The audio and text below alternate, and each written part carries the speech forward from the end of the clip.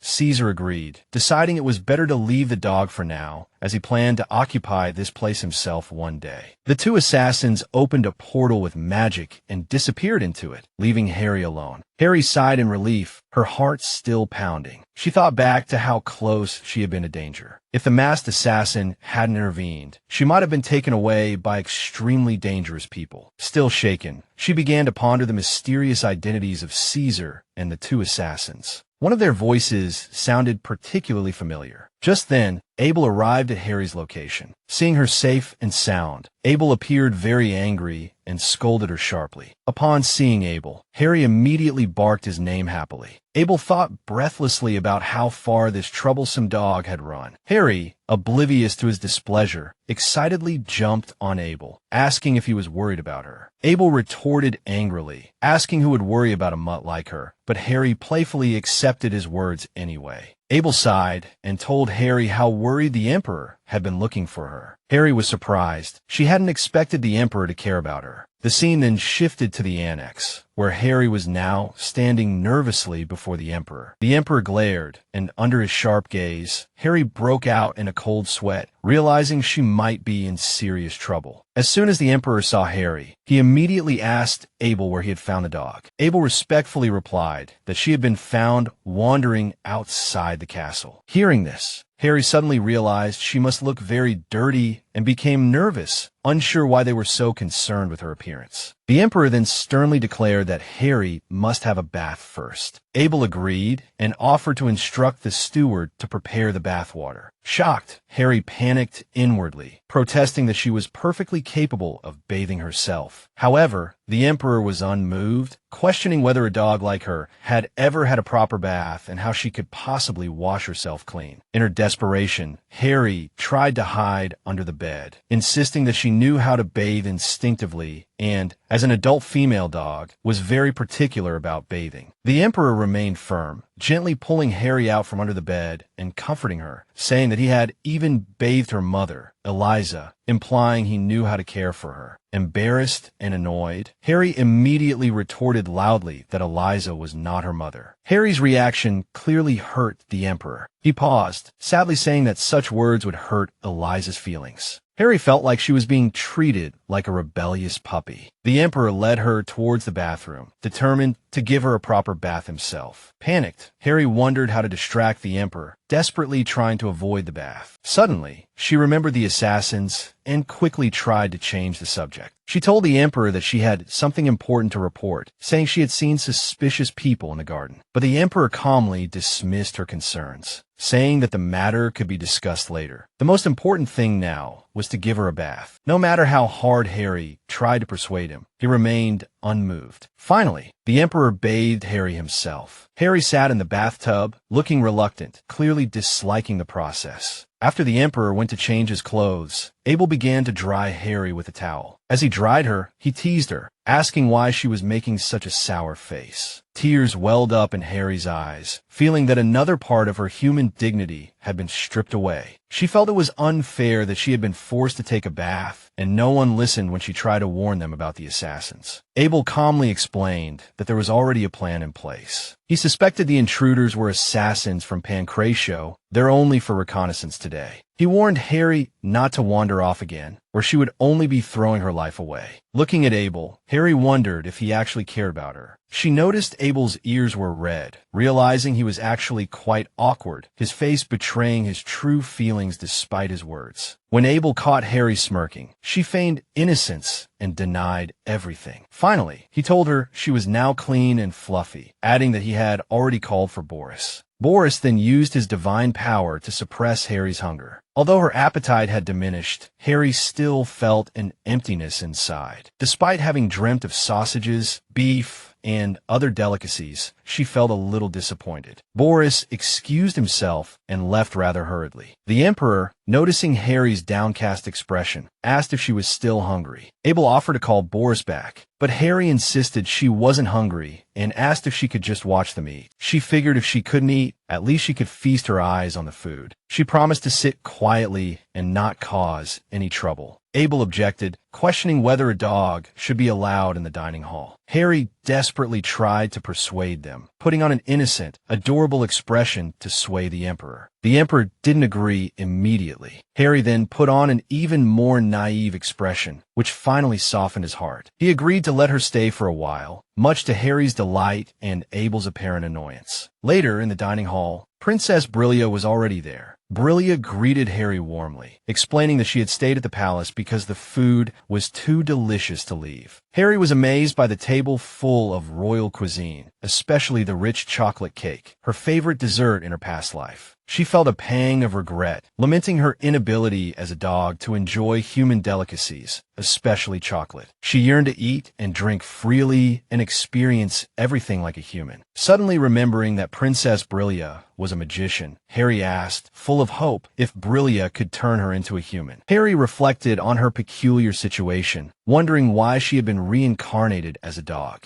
Although she didn't know much about this new world, aside from the existence of magicians and priests, it wasn't that different from her previous life. If she had been reborn as a human, or even an ordinary dog, she probably wouldn't have retained her memories or be able to speak like a human. Feeling trapped in an ill-fitting body, she began to wonder if there was a specific reason for her reincarnation. If there was, she believed she still had a chance to become human again. Harry excitedly pleaded with Princess Brillia to use magic to transform her into a human. Brillia hesitated, admitting she would need to consult materials related to biological magic. Harry eagerly asked if it was possible, and Brillia explained that while theoretically possible, there were no successful cases of transforming a dog into a human. Only a few eccentric magicians might have attempted such experiments. Seeing Harry's disappointment, Brillia comforted her, promising to help find a way and encouraging her not to lose hope. Touched, Harry inquired about Brillia's magical prowess, learning that she was the second most powerful magician in the Empire. This filled Harry with admiration, and she curiously asked who the strongest magician was. Brillia casually mentioned it was her fiancé.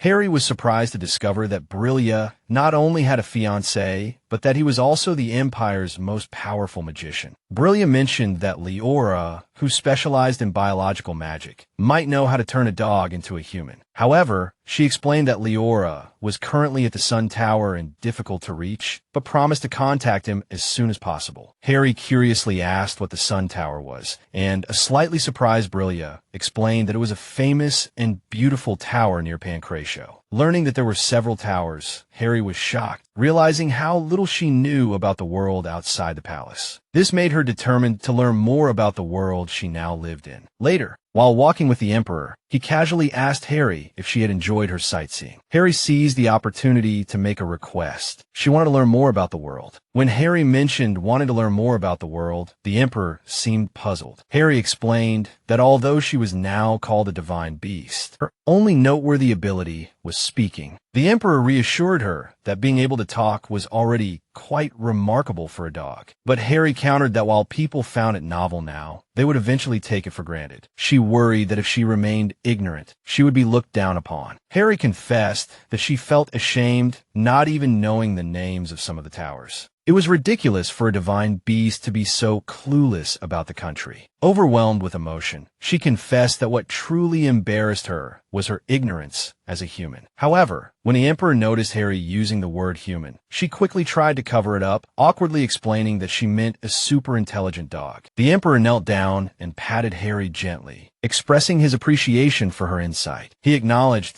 that while talking was remarkable, it would eventually become commonplace and ultimately draw social criticism. He didn't want Harry to be looked down upon and promised to arrange an excellent teacher for her to learn about the world. Harry became excited at the thought of having a teacher. The Emperor then began to consider who would be best suited for the task, pondering several options. He briefly considered Princess Brillia, noting her proficiency in magic, but worried about her powerful offensive magic. He also considered the professors at the Lysandel Academy, but was unsure whom to trust. Finally, he began to lean toward another candidate. The next morning, Harry rushed to the classroom full of anticipation, eager to meet the teacher who would teach her about the world. She fantasized that it might be Princess Brillia, Shirali, or perhaps someone very handsome and kind. However, when she saw that her teacher was Abel, she was shocked and disappointed. "Why are you my teacher?" she exclaimed in disbelief. Abel replied with equal listlessness, saying that he didn't want to do this either. Meanwhile, the Emperor hoped that Harry would get along with her teacher. Harry yelled angrily, expressing her strong dissatisfaction with the situation. She demanded to know if the Emperor had forced him into this role. Abel admitted that the Emperor had indeed assigned him to prevent information leaks. He sarcastically told Harry that even even if she hated it, there was nothing she could do. Harry grumbled that she would have preferred Princess Brillia as her teacher. Abel replied that Brillia was currently at the academy, so she couldn't come. Harry then sarcastically asked Abel if he would also follow the Emperor's orders if he were told to do something absurd, like spin around on one hand or run 100 meters upside down. Abel impatiently told her to stop talking nonsense and sit down. As Harry sat down, she noticed a map on the table and asked what it was. Abel told her that since she wanted to learn common sense, they would start with the basics and learn about the Empire's location. Harry sheepishly admitted that she couldn't read, and Abel scoffed, saying he hadn't expected her to be able to. This left Harry speechless. Abel began to explain the geography of the continent to Harry. He described the Lysandel Empire, the largest and most prosperous land on the western side of the continent, ruling half the territory and the most powerful nation. Harry was surprised that the Emperor ruled such a powerful empire, but tried to remain composed. Abel continued, describing the Holy Kingdom of Arcana, located to the east and separated by mountains. He explained that Arcana was a sacred and inviolable region, protected by the Empire and ruled by the Pope, inhabited by a noisy and annoying group of people. Harry found his description of the Arcanans strange. Finally, Abel pointed out the Kingdom of Passion, situated next to Arcana. He mentioned that if it weren't for the Holy Kingdom standing in the way, the Empire could have conquered the Kingdom of Passion long ago, which complicated matters. Harry noticed Abel's harsh tone and thought he sounded like a tyrant. She asked about the islands above the Kingdom of Passion, wondering if they were country. Abel dismissively replied that those places weren't worth conquering and were part of the Belvedere Alliance, consisting of 6 small countries. Abel then introduced Pancratio, the northern territory near the polar region, cold, barren, and sparsely populated. He explained that due to the scarcity of resources, the inhabitants often invaded Lysandel's lands, calling them troublesome and barbaric. The ruler of Pancratio was called Caesar, whom Abel described as rude and uncivilized. Harry suddenly found the name familiar, remembering the masked man named Sway, wondering if he was Caesar. Harry described the man she spoke of as having colorful hair and light blue eyes, speculating that he might be a handsome man. Abel confirmed the description, but asked, surprised, where Harry had heard of him. Harry confessed that she had met him. Abel's expression became serious upon hearing that Harry had met Dante, the ruler of Pancratio. He pressed Harry on why she hadn't mentioned it before. Harry replied that she hadn't thought it was a big deal, especially since the Emperor hadn't seemed too concerned. Abel, dissatisfied, insisted that Harry explain the details, and Harry casually explained that she had simply gotten lost while walking in the garden. Abel remained displeased, commenting that the king of Pancratio must have too much free time. He then turned to go to. Harry wondered if she had done something wrong by hiding her meeting with Dante Pancratio, but she reassured herself that the Emperor had said it wasn't necessary to mention it. Shaking off her worries, she decided to review what she had learned that day. Although it was a little difficult, she found it interesting. Harry recalled that until now, the overwhelming memories of her past life had always made her feel like an outsider. But after learning about this world, she finally felt a sense of accomplishment and belonging. She hoped that as time went on, she would naturally integrate into this world. Eventually, she hoped to look back on her past memories with a smile, although the thought of forgetting them made her feel a little lonely. Suddenly, the Emperor burst into the room with a serious expression, urgently calling Harry's name. Startled, Harry asked him why he had run in. The Emperor immediately scooped Harry up, demanding she confess whether she had truly met Dante Pancratio. Nervously, Harry admitted it, realizing Abel must have reported the incident. The Emperor urgently questioned why Harry hadn't mentioned meeting Dante Pancratio before. Harry explained that she hadn't thought it important, as the Emperor had previously told her not to worry about it. The Emperor recalled with confusion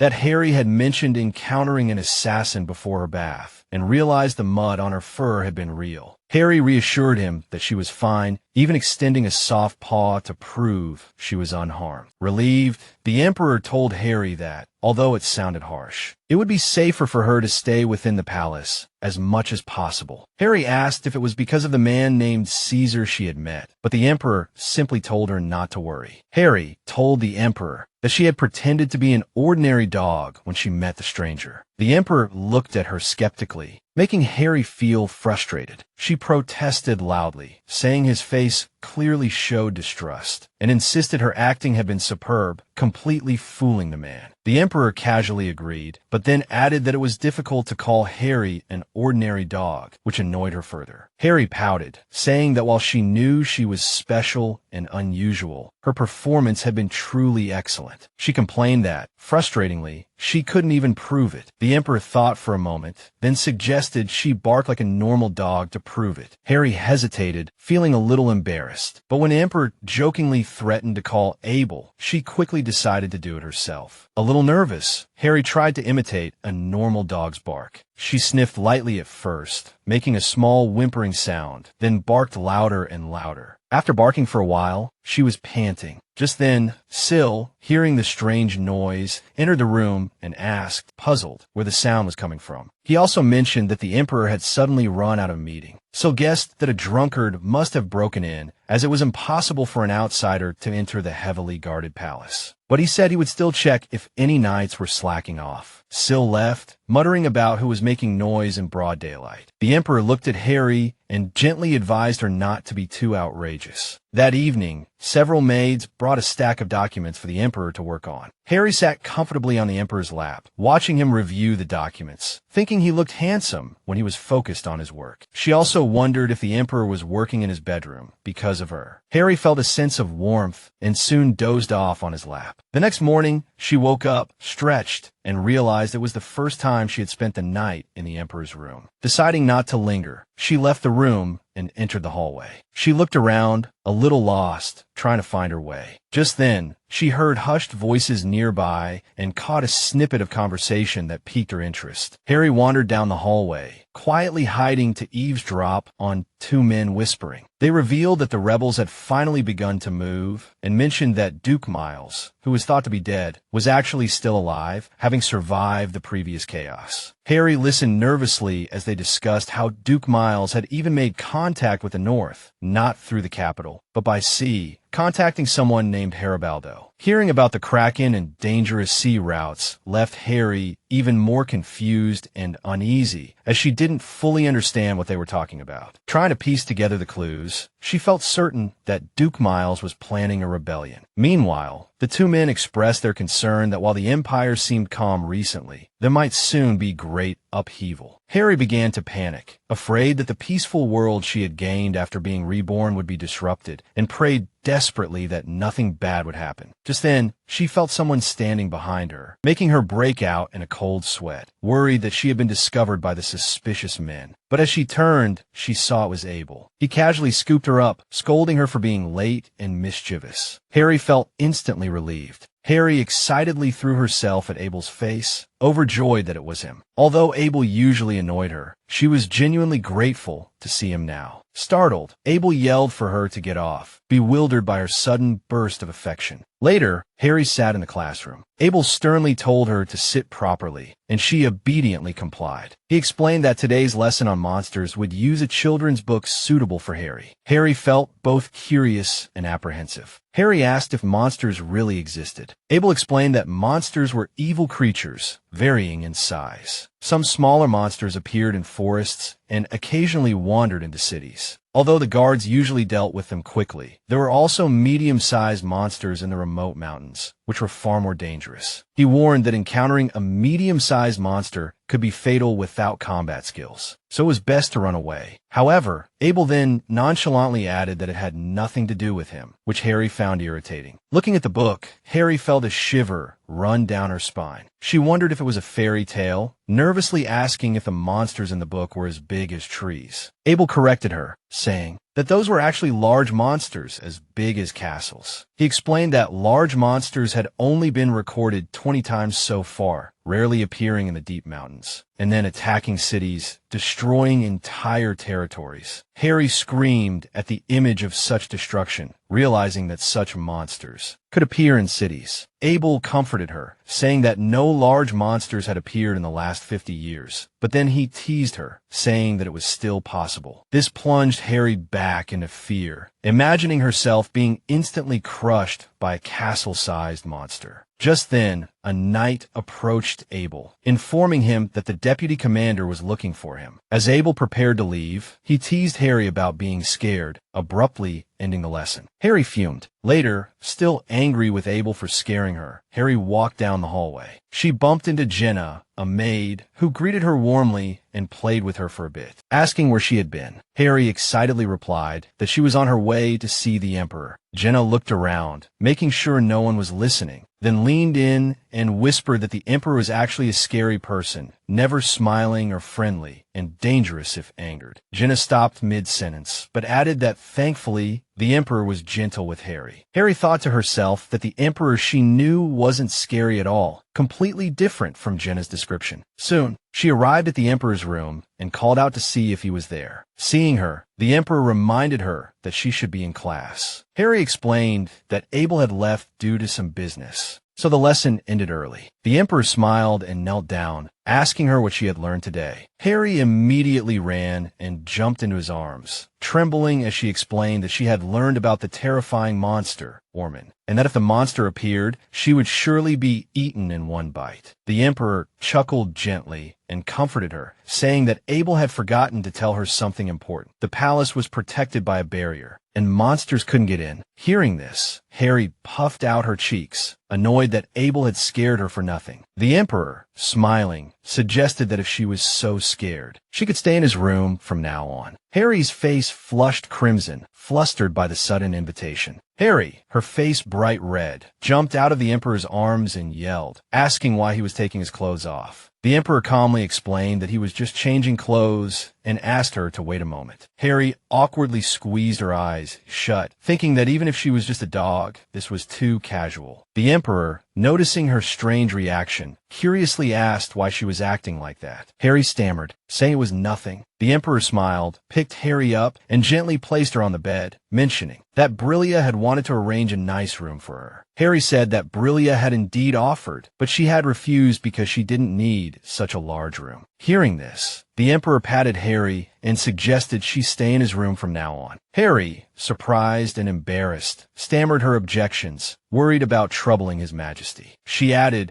that even just sleeping together would be awkward, hastily adding that there were rules about boys and girls not sleeping together after the age of 7. The Emperor looked at Harry quizzically, asking what she was talking about. Harry thought, shocked, did he really not know about this shameless world? The Emperor continued speaking calmly, telling Hallie he enjoyed her company, his little puppy. He added that they would have more time together in the future, which pleased him. He mentioned that sometimes he hadn't even been able to visit her, but living in the same room would solve that problem. Hallie, touched by his words, murmured softly, "Your Majesty." The Emperor gently reassured her, saying it would be easier to protect her if any danger arose, as long as she remained within his sight. He added sincerely, "I don't want you to get hurt, little puppy." Hallie, shy and flustered, agreed to the Emperor's request. She urged him to go to sleep, but the Emperor told her to sleep first, saying he had some things to think about. Hallie curiously asked if something was troubling him. The Emperor explained that he had been doing a lot of thinking lately, especially about the minister's growing opposition. He mentioned that he had just seen them arguing, opposing every proposal, which was giving him a headache. He expressed his inner struggle, unsure of what to do if people he once trusted committed unforgivable acts. He was hesitant, torn between forgiveness and punishment. Hallie noticed the Emperor's distress. She confidently suggested that he should crack down and imprison those causing trouble. The Emperor, amused by her fervor, laughed, causing Hallie to blush. She excitedly continued to urge him not to let them get away with it, and expressed her unwavering support, offering to listen if he needed to talk. The next morning, Boris infused Hallie with holy energy. She noticed some commotion outside. She asked Boris what was happening, and he hesitated before revealing that the Emperor had ordered the execution of several ministers. Among them was Count Diallo of the border region. Hallie was shocked and nervous. She realized her casual words from the previous day might have inadvertently led to such extreme consequences and recalled Jenna's ominous warning. Hallie remembered Jenna warning her about how terrifying the Emperor could be, saying anyone who displeased him could face severe punishment, even death. This made Hallie uneasy, fearing that although she was favored now, if she fell out of favor one day, she would be in serious trouble. She decided to stop biting pillows, lest she cause more incidents. When the Emperor returned to the room, Hallie covered her mouth with a cloth. He asked if she had eaten and noticed the cloth. Hallie quickly explained that her teeth were itching, so she was trying to avoid biting anything. The Emperor offered her a piece of his robe to bite. Hallie hesitated, worried that the robe was too expensive, and asked if it was really all right. The Emperor reassured her, saying he wouldn't be angry over something like that. Hallie was touched by his concern. Holding the Emperor's robe, Hallie asked him seriously if he really intended to execute Count Diallo, just because of what she had said the day before. She confessed that she had overheard some conversations, and the matter had been weighing on her mind. The Emperor calmly explained that Count Diallo had long been suspected of colluding with Pancrazio, and his punishment had already been decided. Hearing Hallie's words merely prompted the Emperor to carry out the predetermined punishment sooner. He gently reassured her not to worry. Relieved and impressed by the Emperor's calm explanation, Hallie wagged her tail happily, inwardly admiring his wisdom and decisiveness. The Emperor found the emotions Hallie displayed while wagging her tail amusing. Just then, Brillia came running in excitedly, calling Hallie's name. Hallie happily ran over, and Brillia affectionately picked her up, playing with her joyfully, explaining that she had rushed over from the academy because she missed her so much. Hallie, equally delighted, laughed and said she had missed Brillia too. Brillia turned to greet the Emperor, but quickly noticed Hallie's strange attire. Hallie explained, somewhat embarrassed, that she had received the garment to bite on because her teeth were itching, but she hadn't dared to bite it yet, afraid of ruining it. Brillia pointed out with some concern that it wasn't time for Hallie to teeth yet, and logically, her body shouldn't be changing. Hallie worriedly asked if something was wrong. Brillia reassured her, saying that if her teeth were itching now, it might be even more uncomfortable when she actually started teething. However, to help her, Brillia excitedly used magic to conjure a bone-shaped chew toy. Hallie happily bit the toy, thoroughly enjoying herself. Harry hopped around happily, amazed by how addictive the toy was. Brillia laughed, praising her for having so much fun. At the same time, Harry started to feel uneasy, wondering why she was becoming more and more like a real puppy. Brillia cheerfully asked Harry if she was done chewing on the toy and offered to get her a new one. Harry,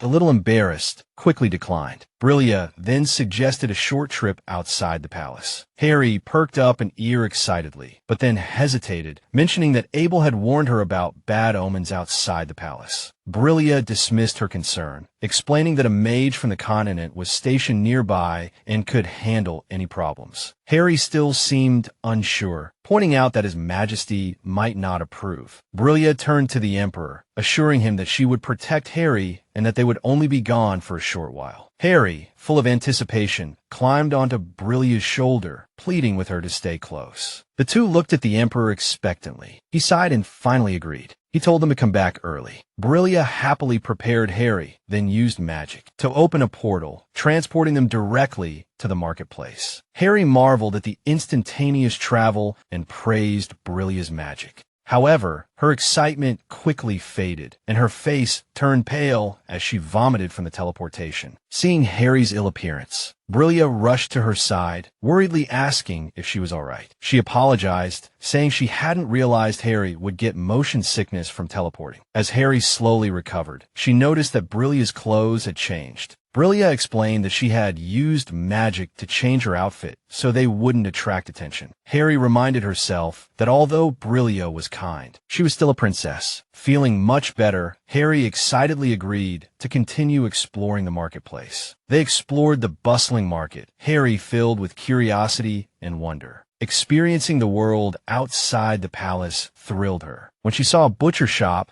she excitedly asked Brillia if she could try some. Brillia gently refused, and Harry's enthusiasm immediately dropped. To cheer her up, Brillia suggested they visit the flower stalls first, promising more interesting things later. The two admired the flowers for a while, laughing and enjoying the lively atmosphere. Harry eagerly asked where they were going next, and Brillia decided to take her to see some magical items. However, trouble soon found them. Two suspicious-looking men noticed Brillia alone, harboring ill intentions. They planned to capture and sell her because she was so beautiful. Brillia quickly perceived their intentions and coldly stated that they must be slave traders. Angrily, she summoned lightning magic, striking the two men. The two were frightened out of their wits. Brillia, with a serious expression, ordered them to lead the way to the auction house. She warned that if they didn't cooperate, they would be struck by lightning again. Harry, seeing this scene, panicked, unsure of what to do. Brillia questioned whether they were really taking her to the right place. One of the men nervously assured her they were, but Brillia warned them there would be severe consequences if they tried any tricks. The two men, terrified, quickly ran away. Brillia then apologized to Harry, saying the trip was wasted because the Empire had abolished slavery long ago. She mentioned they could only catch those participating in the auction. Harry comforted Brillia, saying it was all right. Later, the two arrived at an illegal slave auction. Harry was shocked to see the people being auctioned.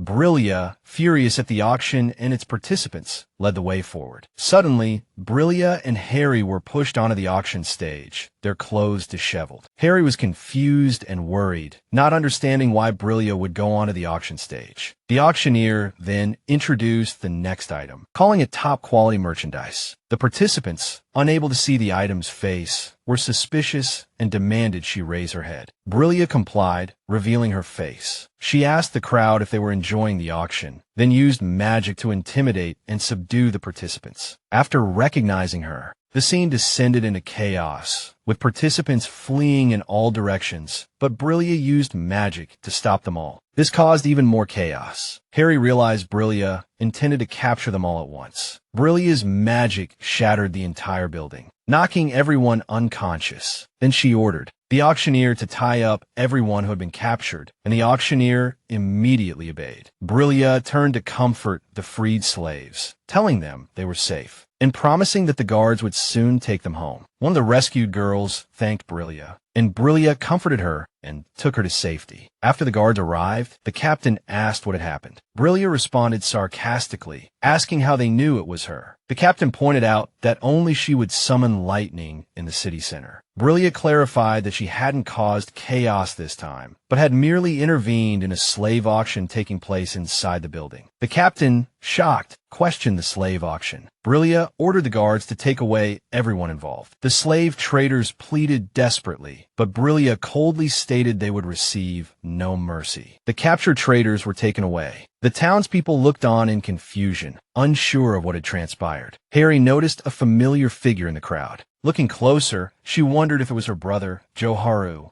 She hesitated, but then called out his name.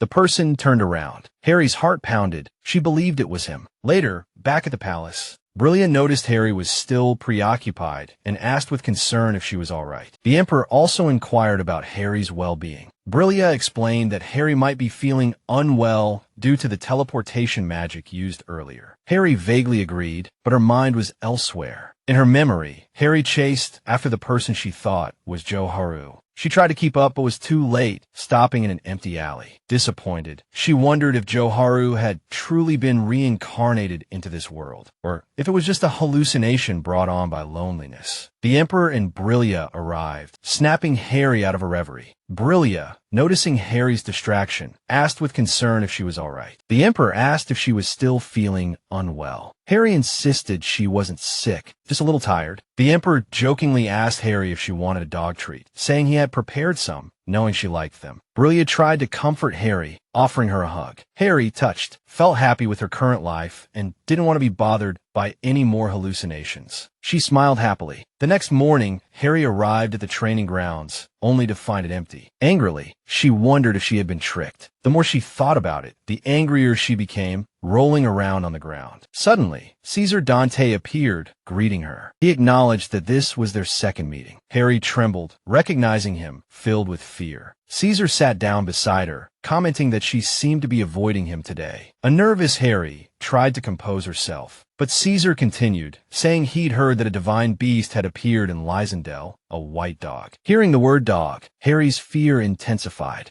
Caesar chuckled, teasing Harry that he had overheard her talking to herself earlier. Harry broke out in a cold sweat. Caesar, noticing her wary reaction, said it made him uncomfortable. He took a step closer. Harry, terrified, yelled at him to stay back. Finally getting a reaction, Caesar mocked her, saying she wasn't acting like a dog at all. Disappointed, Harry asked when he had realized she could talk. Caesar casually replied that he knew from their first meeting. Harry, feeling insulted and her pride wounded, realized Caesar had been toying with her. She asked him why he was there. Caesar responded darkly that he was going to erase everything. Harry nervously wondered what he meant. Just then, Abel arrived, rescuing Harry, who was terrified by Caesar's threat. Relieved, Harry rushed towards Abel, recounting her fear of Caesar and his cryptic words about erasing everything. Caesar disappeared using teleportation magic. Abel comforted her, saying he would report the incident and that she shouldn't worry. He noticed his own anger towards Caesar. Harry asked him why. Abel confidently replied that even if Caesar returned, he would handle him personally. Harry admired Abel's confidence, but as he picked her up to leave, she felt uneasy, asking what would happen if Caesar did return. Abel reassured her that there wouldn't be a problem. He then contacted the guards, inquiring about the castle gates. The guards reported that everything was normal, but Abel ordered them to increase security and search the palace, as an intruder had been discovered. The guards acknowledged the order and began their search. Looking at Abel, Harry's confidence was restored, realizing he was the knight commander. Abel asked with concern if she was still scared. Surprised by his actions, Harry understood he had been protecting her. Touched, she said she was all right now. Abel looked thoughtfully at Harry's easily readable expression. Curious, Harry asked where they were going next, reminding Abel that she was supposed to meet him at the training grounds. On the way, Abel revealed that this was just a temporary training ground, and the real one was further ahead. They would arrive shortly. The guards noticed Abel and were surprised to see Harry, asking Abel if he was raising a dog. They commented on how cute Harry was, calling her a legendary divine beast. Someone even joked that she was small enough to eat in one bite. Harry felt nervous as she looked at the guards, but when she spoke, they were all excited. One excited guard asked Abel if he could pet her. Abel agreed, but warned him to be careful. The guard knelt down and approached Harry, but Harry immediately bit his finger, growling, "Don't touch me without permission." The guard yelped in pain. Harry scolded him, saying he should have asked her, not Abel, for permission to touch her. The guard quickly apologized, and Harry accepted, saying as long as he understood. Tired of the interruption, Abel announced the start of training. Harry looked confused and asked if she had to train too.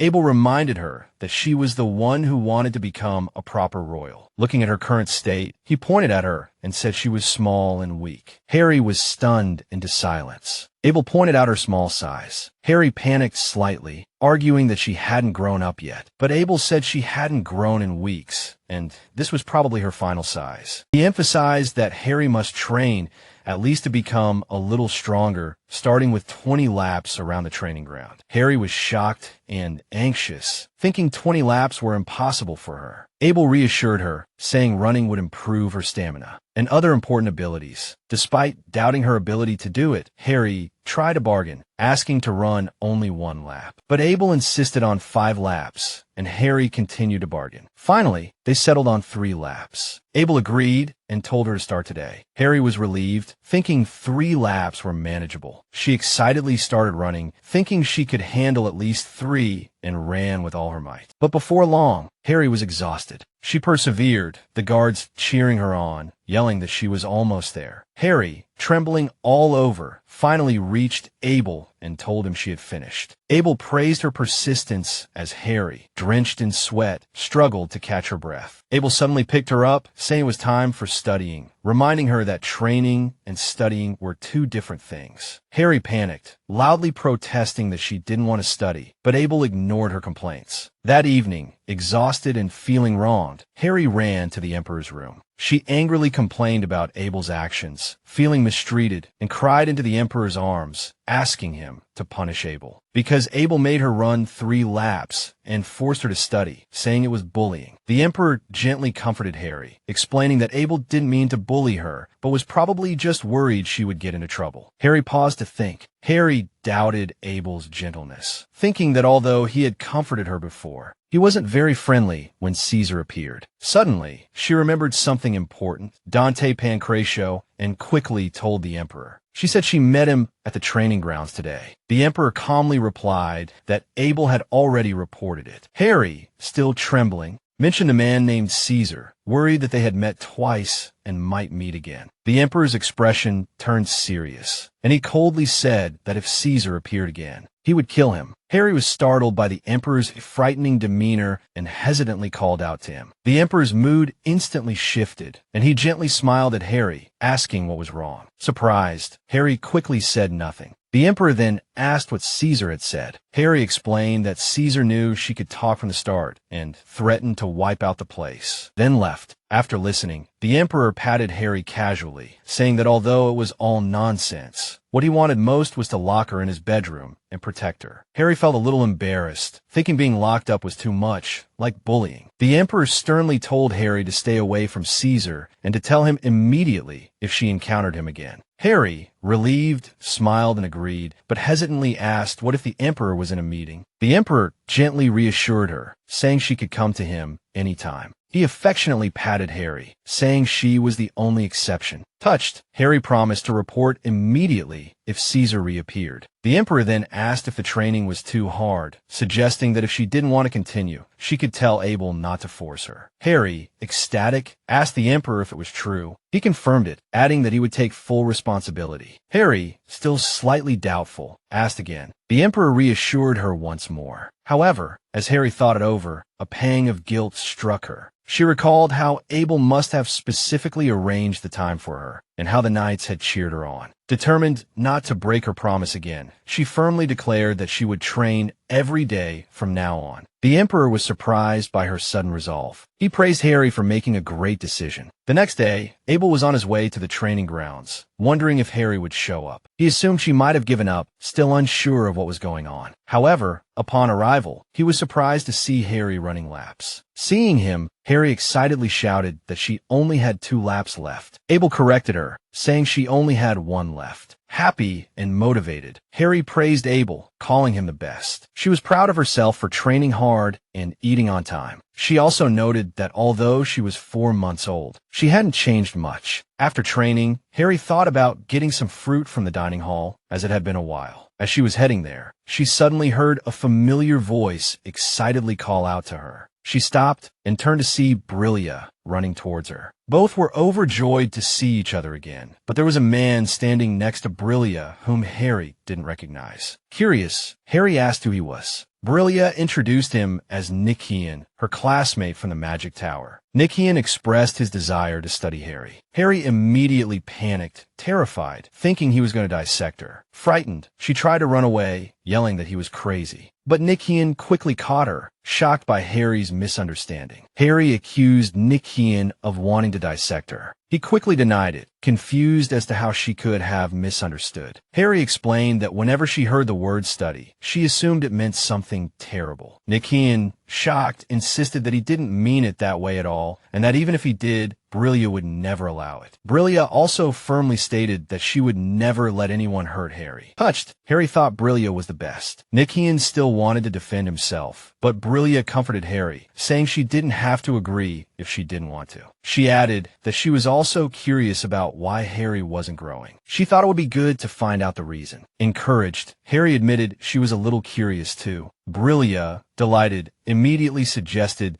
they use magic to go to the Magic Tower. They opened a portal and arrived instantly. Harry excitedly ran around exploring, but she quickly noticed how messy the place was. Not just a little messy, but extremely chaotic, making her hesitate. Brillia explained that this was the top floor of the Magic Tower, the Tower Master's laboratory. Harry curiously asked who the Master of the Magic Tower was, but Nikian just awkwardly cleared his throat and didn't answer. Seeing the mess, Harry suggested he should clean up. Ignoring her, Nikian suggested they do a magic test first. He explained that because Harry's body structure resembled a dog's, she might be unconsciously using magic. To confirm, he asked Harry to place her front paws on the magic sphere. Harry grumbled about why he couldn't call them hands, but complied. Nothing happened. Nikian concluded that Harry seemed to have no magic. Harry was a little disappointed, feeling that she really wasn't a magic dog after all. But Brillia didn't think it was that simple. She recalled the elves of the Southwest Lake region of the Resendal Empire, who communicated through thoughts rather than speech. She noticed that Harry's mouth movements often didn't match her words, suspecting Harry might have abilities similar to the elves. Harry was surprised to hear she might have elven abilities. Nikian found it incredible that Harry had no magic, wasn't a magical beast, yet possessed this ability. Harry proudly joked